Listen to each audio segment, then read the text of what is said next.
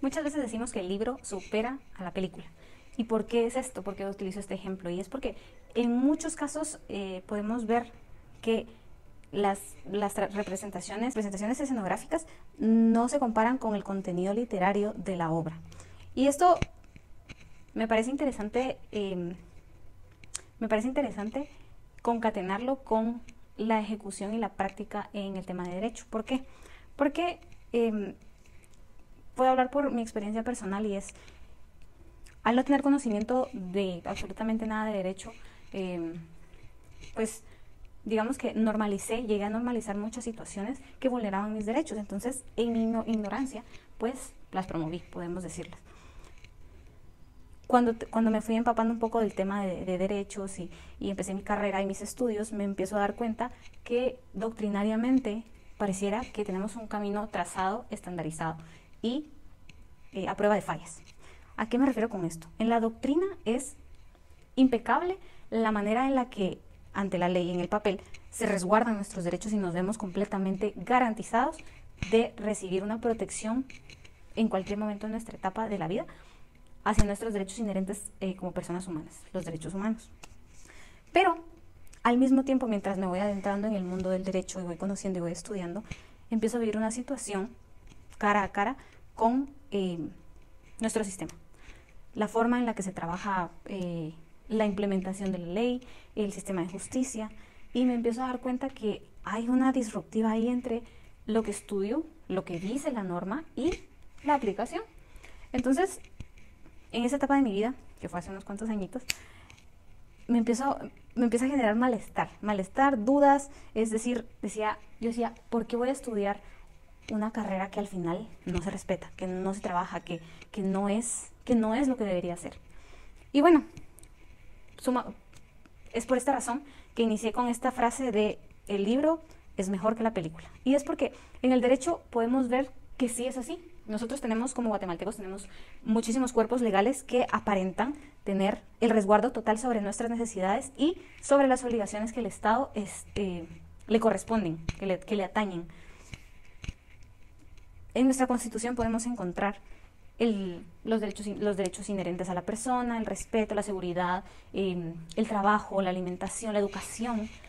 Pero cuando lo vemos en la práctica, hay personas que nunca logran recibir atención médica oportuna, sino, se termina su vida y no reciben la atención.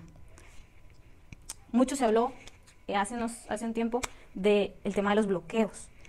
Y los bloqueos se referían a las manifestaciones de las personas exigiendo el cumplimiento del papel del Estado. Y había muchas personas que decían: esos son bloqueos, es que la movilidad, la locomoción. Y en realidad, el bloqueo más grande que nuestros cuerpos legales y nuestros derechos ven constantemente es la corrupción. La corrupción puede ser desde los actos más pequeños, y me temo decir que muchos de nosotros ejercemos una corrupción por mínima que sea. ¿A qué me refiero con esto? Las normas de tránsito, pues más de alguno se habrá pasado en rojo, se dio a la fuga, tapan placas, cuando les piden soborno a los policías, y es mi caso, pues he accedido a dar mi dinero por el temor de que se me sea vulnerado. Entonces, de alguna u otra forma, nosotros hemos normalizado la situación de corrupción. Y esto pues ha hecho que se viva un incremento en todo nuestro país. Ahora, ¿cuáles son los factores que crean esta brecha entre lo doctrinario, que se escucha muy romántico, y la práctica real, la ejecución del derecho? Y yo, en mi análisis que les estoy presentando el día de hoy, les voy a hablar de tres factores. Y el primero es: la doctrina va de la mano con la ejecución. ¿Y cómo se puede ejecutar la norma? Pues a través de una persona, ¿verdad? De un ente humano. Entonces, como seres humanos y complejos que somos, bueno, las variables son infinitas, ¿verdad? Pueden existir intereses particulares, coerción, asociaciones, no quisiera decir, pues indebidas, ¿verdad? Dependiendo también de la etapa de la vida de la persona que esté ejecutando en ese momento, pues también tendrá una visión distinta. Yo puedo decir que no tengo la misma visión que tenía hace 3 años, hace un año, Entonces mi ejecución, por lo tanto, variaría, ¿verdad? Entonces, ese es el primer factor del que les quiero comentar, y es el factor humano. El factor humano es indispensable para la ejecución del derecho y de la doctrina. Entonces, bueno, como estamos dependiendo, entonces dependemos de entidades formadas por personas que elegimos para nuestra gobernanza. Bueno, siempre habrán variables y seguramente muchas personas a quienes se les vulneraron los derechos hace muchos años no se les hubiera vulnerado si fuera en esta etapa de la vida. Siguiendo un poquito ese camino.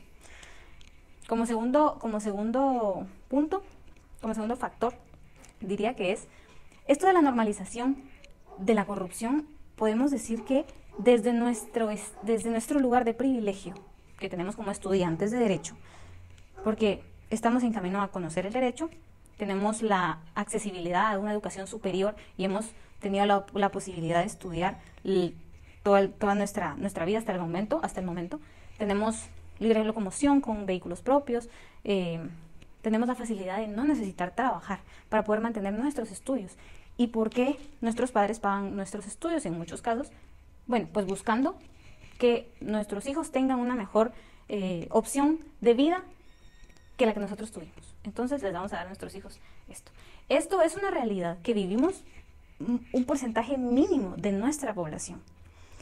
Y no está mal, no está mal culparnos y sentirnos mal por el privilegio que tenemos.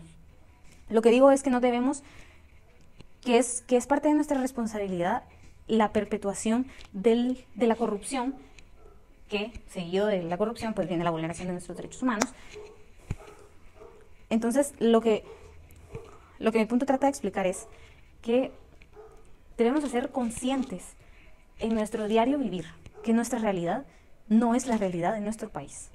La gran mayoría de nuestra población no tiene ni siquiera la mínima noción de que tienen derechos, de que son resguardados, ni siquiera hay muchos casos que yo por distintas circunstancias he conocido en donde los abusadores, por ejemplo, no saben que son abusadores, no lo saben, no lo entienden, no lo aceptan, y es porque es una realidad normalizada dentro de su círculo social, dentro de sus comunidades.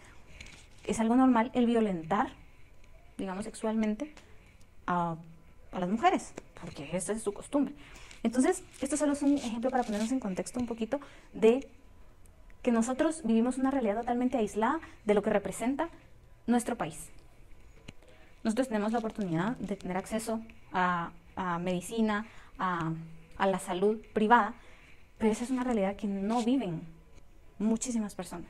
Entonces, desde nuestro privilegio, sabiéndonos privilegiados, es importante poder hacer un cambio, poder ser agentes de cambio para poder llevar, digámoslo de esta manera, para poder transportar nuestro conocimiento hacia las demás personas que puede que no tengan el conocimiento, puede que no tengan el acceso a la educación, puede que no les interese.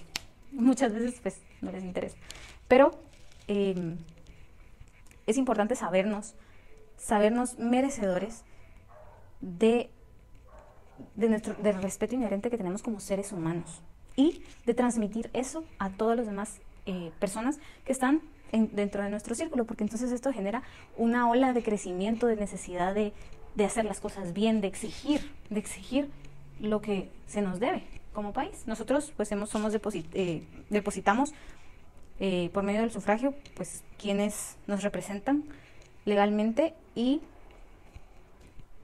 creo que es justo que traten de dar la talla para la representación en película de lo que tenemos ya en el libro, que sería nuestra normativa legal. ¿De qué manera entonces también, por lo ya antes mencionado, como a veces somos actores de la corrupción por mínima que sea, entonces esto sería tercer factor, y es empezar por nosotros como un papel individual, hacernos responsables como ciudadanos, como guatemaltecos, de cumplir nuestro papel individual, basados en el respeto y en las normas.